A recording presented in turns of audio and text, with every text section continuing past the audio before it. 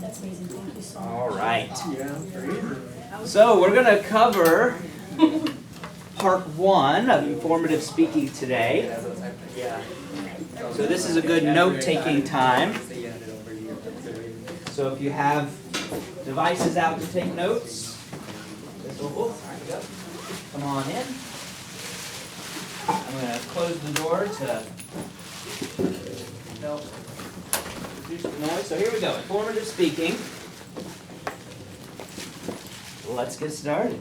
So as I mentioned, make sure you download the informative speech or info speech outline template that is in course resources, because that'll be the template that we'll be looking into, working from as we move forward in Module 2.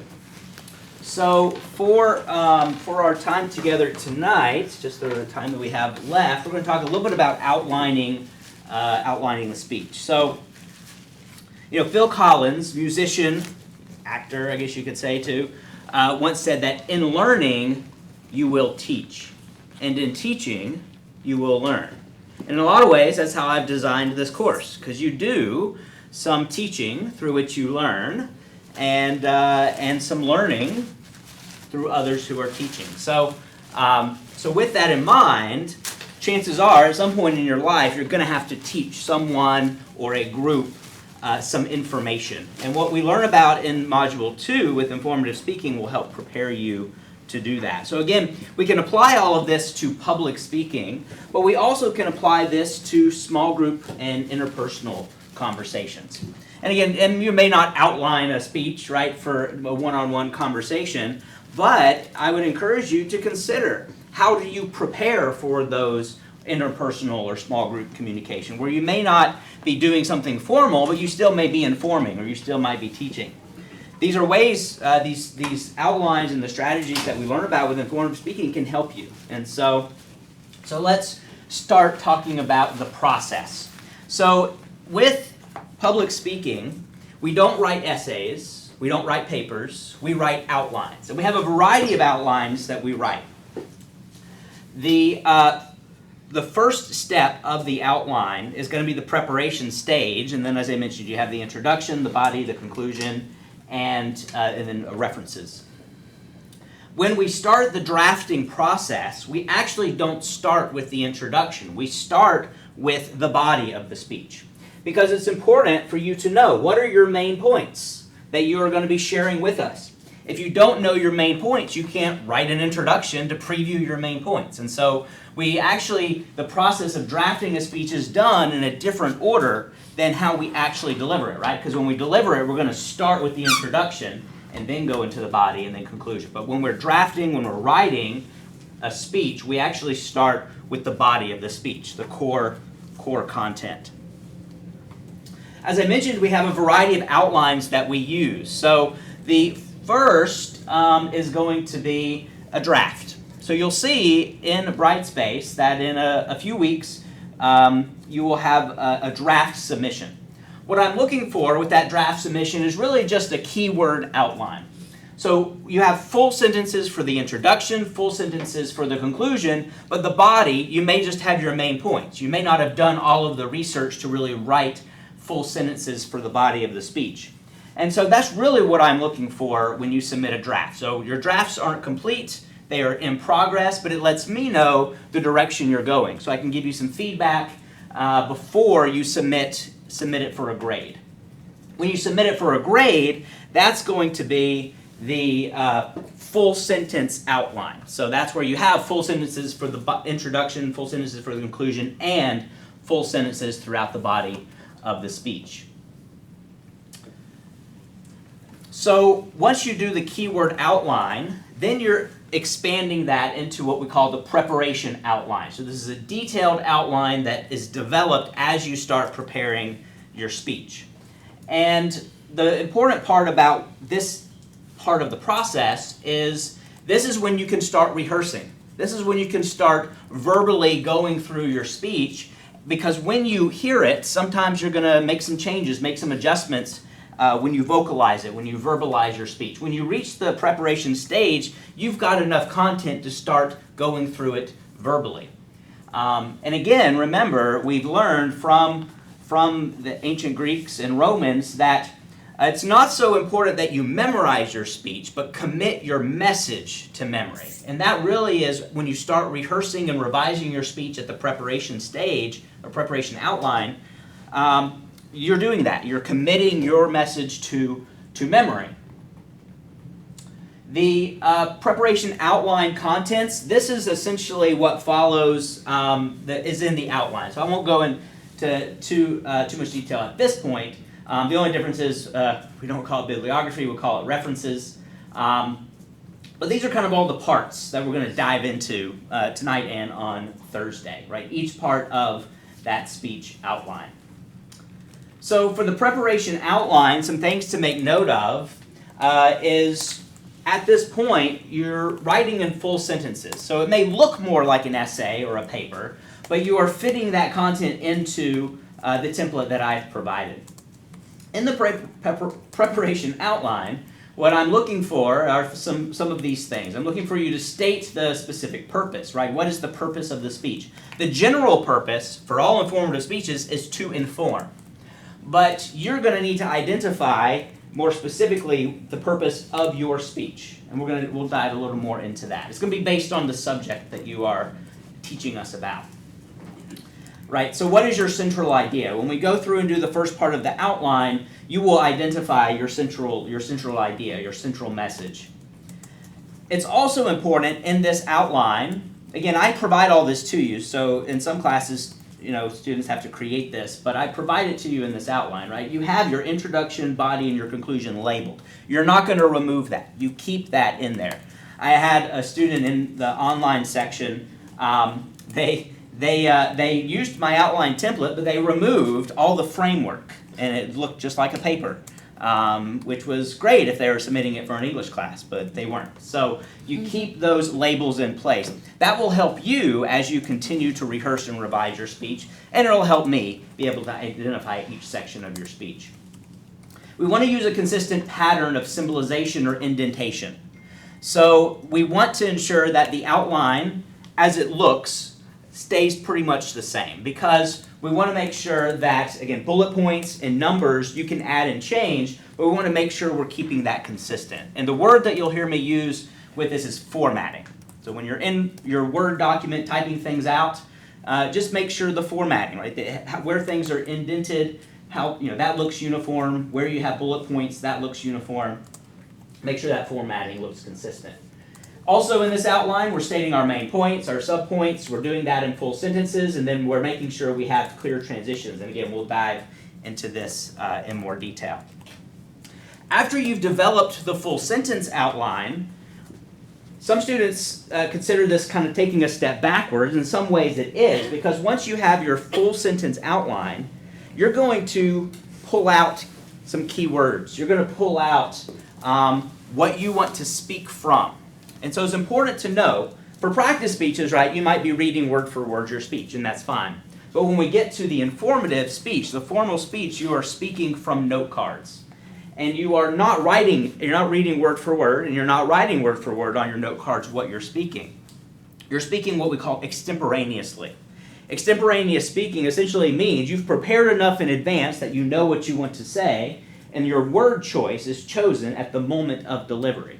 So you're not reading word for word what you're going to say, but you've done that enough, you know what words you want to use. And so all you need on your note cards are some key words. Maybe if you have statistics or a quote you want to make sure you get correct, you could put that full sentence there. But this is what you use when you speak. Now, some professional speakers don't actually use note cards. They fold a piece of paper in half and then write their outline vertically on a piece of paper. And so you could try that if you wanted, but I would encourage you to either do note cards or take a piece of paper and cut it into 4 pieces and use that as your note cards. And so this is your speaking outline. These are the notes you speak from when you are delivering your speech.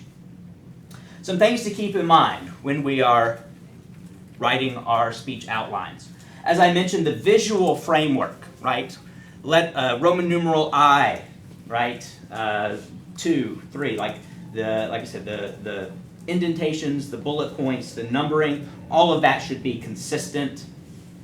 We need a visual framework. We need a visual framework to help us not just when we're writing the speech, but when we're delivering the speech. So we want to transfer that visual framework to our note cards. We want to make sure our note cards are legible. So making sure, I've had students type their notes, their speaking notes, and print them out and tape them on note cards. That way they were big enough and clearly visible. You also want to make sure they're brief. So again, you're not writing full sentences necessarily on your note cards, but since you've rehearsed it enough, you know what you want to say. You have cues on your card to keep you going. And to that point, you will want to include cues to hit next on the presentation remote, right? So when you're delivering this formal informative speech, you'll be using a visual aid. And I will have the presentation remote up here, and so you can just click through. But you will want to put cues. Sometimes I do a little arrow, sometimes I just do a little box, and that is my cue to hit next. So keep that in mind. You can use your note cards, you can use your speaking notes, your speaking outline creatively to help you through the speech. I can't emphasize this visual framework enough.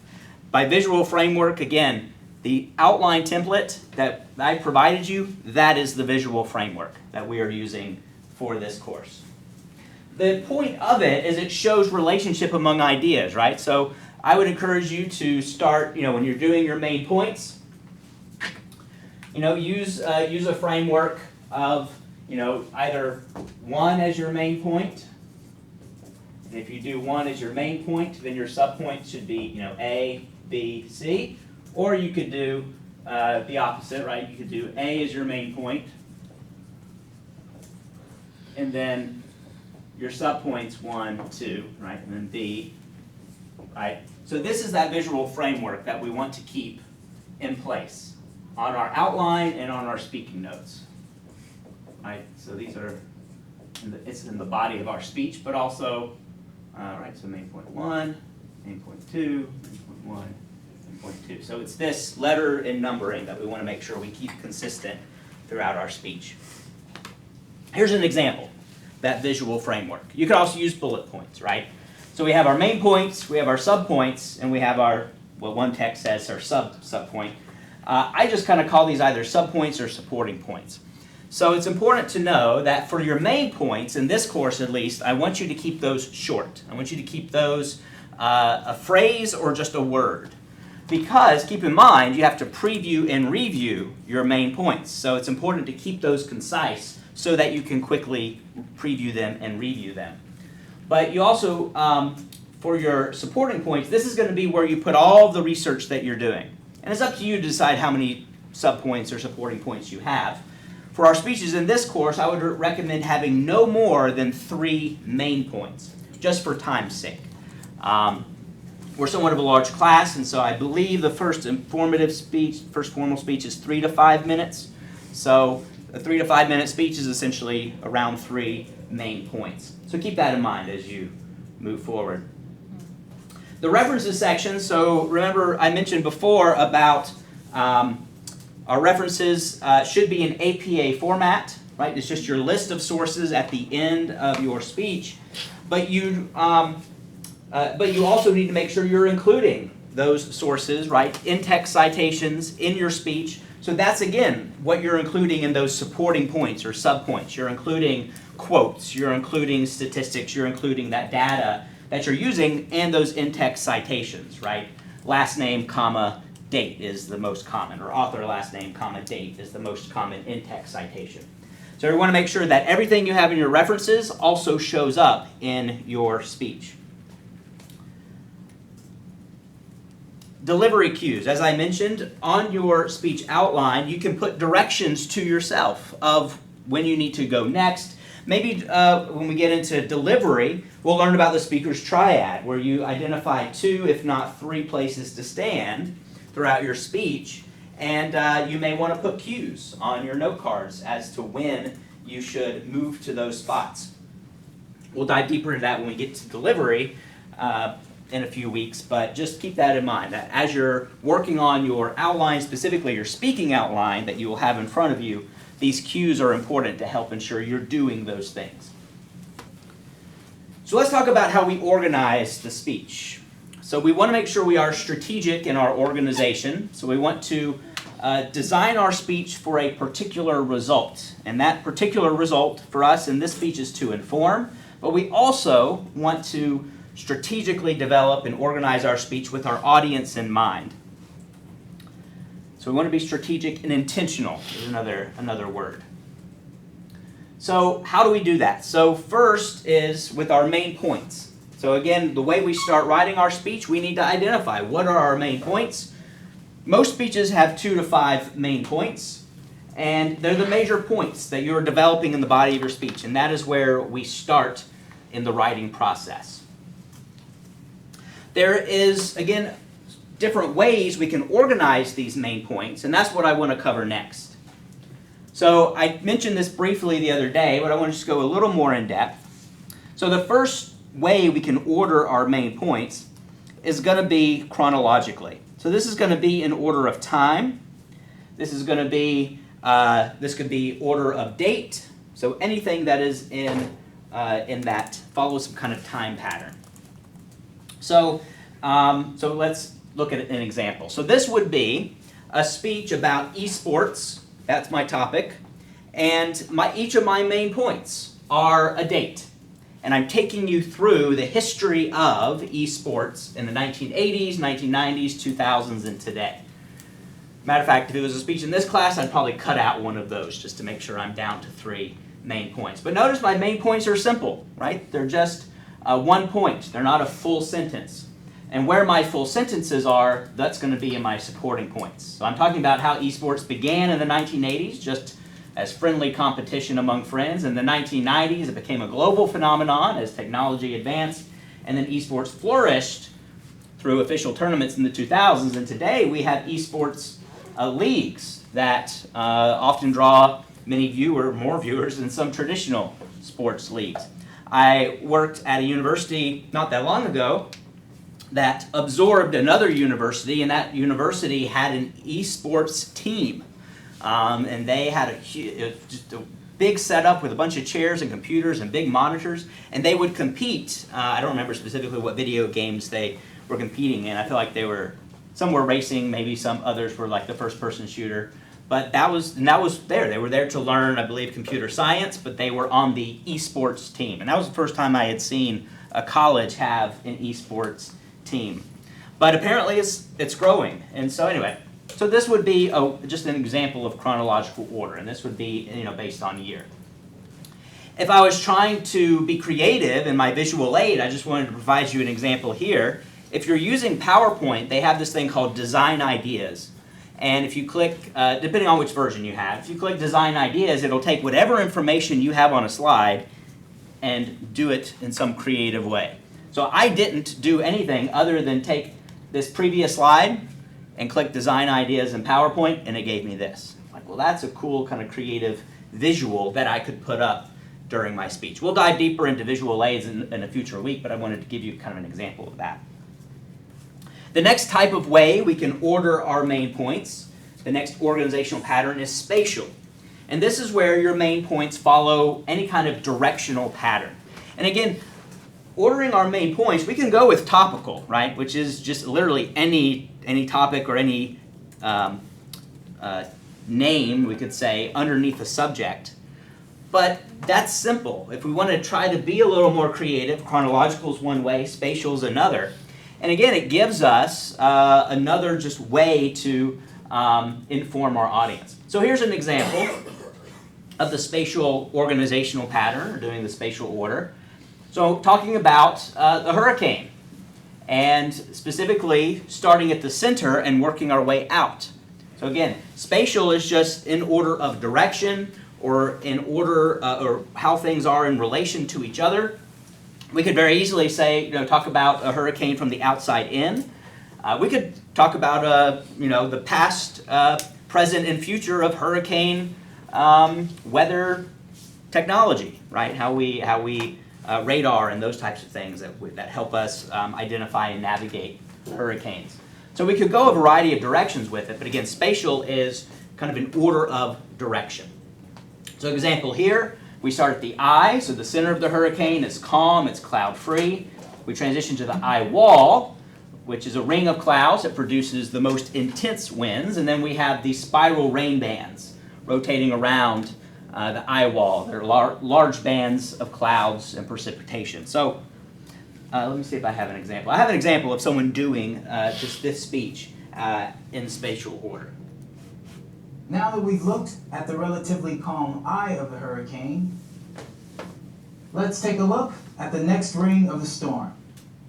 Surrounding the eye of the hurricane is the eye wall, a dense ring of clouds that produce the most wind and rainfall. It's very hard to see the eye wall from above, but you can see it more clearly in this graphic. The eye is the lighter colored area in the middle, and the eye wall is the darker area on the sides. Winds in the eye wall exceed 155 miles per hour, which is why this part of the storm can cause so much destruction. So there's an example of spatial order. Causal order is going to be, your main points are in order of cause and effect. If you choose the causal order or causal organizational pattern, those are going to be your main points. You're usually going to have your first main point be a cause and then the next main point be an effect. Or you could reverse it. You could start with these effects and then go into the causes of those effects. But it's showing this relationship, this cause and effect relationship. We'll dive into causal reasoning when we get into logical reasoning later, so not to be confused with that. But again, this is how you're ordering your main points. So depending on your topic, this might make sense. Here's an example. My cause is my first main point. The United States is facing a growing shortage of trained nurses in all parts of the country. And then my effect is this: if the shortage continues, it'll strain the healthcare system. And so the information that I'm providing under each main point is directly related to the effect that stems from that cause. And then we have problem-solution order. Similar to cause and effect, we start with the problem and then present a solution to that problem, or we could do it in reverse, depending on the topic. But usually it makes more sense to start with the problem, presenting the problem, and then transition into the solution. Now I want to make a note that we'll dive deeper into problem solution when we get into persuasive speaking.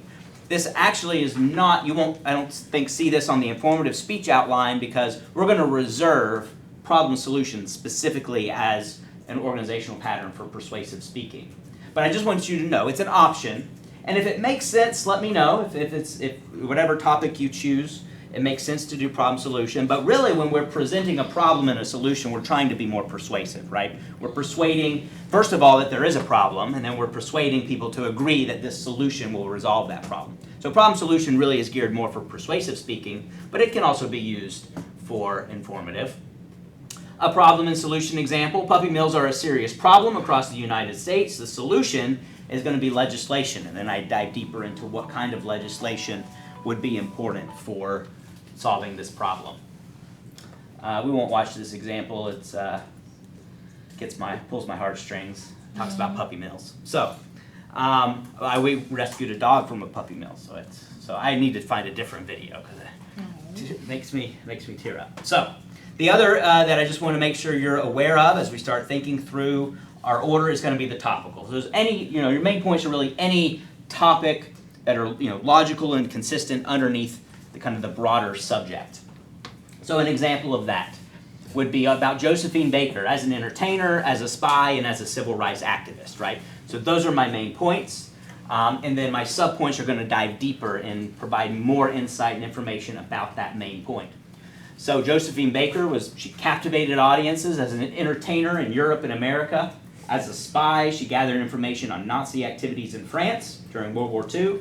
And as a civil rights activist, she worked for racial equality on a variety of fronts. And again, I would dive deeper into that in my subpoints, but just to kind of give you an idea of how we would order our main points. And that could be any topic, right? Or I guess it's probably easier to say these are topics underneath the subject of Josephine Baker.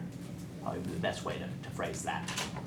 So just some tips before we conclude tonight. So make sure that you're keeping your points separate and distinct. Make sure that you are trying for the same word pattern. So you notice chronologically they were all dates. for the Josephine Baker, right? It was as an entertainer, as a spy, as an activist, right? I'm using the same wording for each of my main points. So try to do that if you can. And then make sure the time that you devote to each main point is balanced. We don't want to spend more time on one particular topic than another. And then our supporting points, right? Our supporting points or subpoints are going to be all of the materials that you've done research on and gathered for the speech.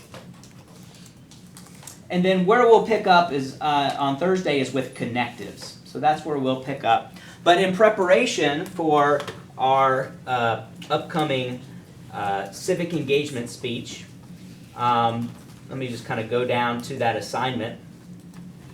If we have time, which we should, I believe, have some time, on Thursday we will kind of have like 12 minutes dedicated for us to work on this. So if you come to class on Thursday, I would encourage you to have some kind of article with you, right, so that you can work on this. But essentially I will be putting up this practice speech, and then you'll be essentially inserting a quote from that article. So like I said, we'll have about 12 minutes or so to work on this in class, but feel free to work on it in advance. And again, we'll either have time in class to share it, or we'll push that to next Tuesday. So on Thursday, come prepared to work on your civic engagement news practice speech, and we'll pick up with connectives, talking about connectives or transition statements, so that you understand that as we dive into our speeches. And just before we conclude, just a reminder, course resources. Actually, it's probably easier to go to content and then course resources. So under here, we want to go and we want to download the info speech, and that is going to be what we're working on. So make sure you have, I would encourage you to go ahead and download and have a copy of this with you, either electronically or print it out, because what we just went through were the different organizational patterns that you are going to select. So again, when we're preparing for our speeches, we have to make these choices in advance. So we're going to select an organizational pattern, but then on Thursday we'll learn more about the methods and the types, because these are the three things you will choose when you select your topic by the end of this week. So come prepared to dive deeper into this on Thursday, and come prepared to spend some time working on your civic engagement news practice speech. Yeah, question? Do you provide specific prompts? For civic engagement news? Yeah. Yes, it is. Well, it's not necessarily a prompt. It is. Your title is civic engagement, or your main point is civic engagement, and your subpoint, or what you will need to bring to it, is going to be a quote from the story that you find. So. Is this posted as well? No, but I can post it in the announcement if you want. I'll have it up here when you work on it on Thursday. So, yep, cool. All right, it is 6:50. So, have a good night. I'll see you all on Thursday. Thank you all.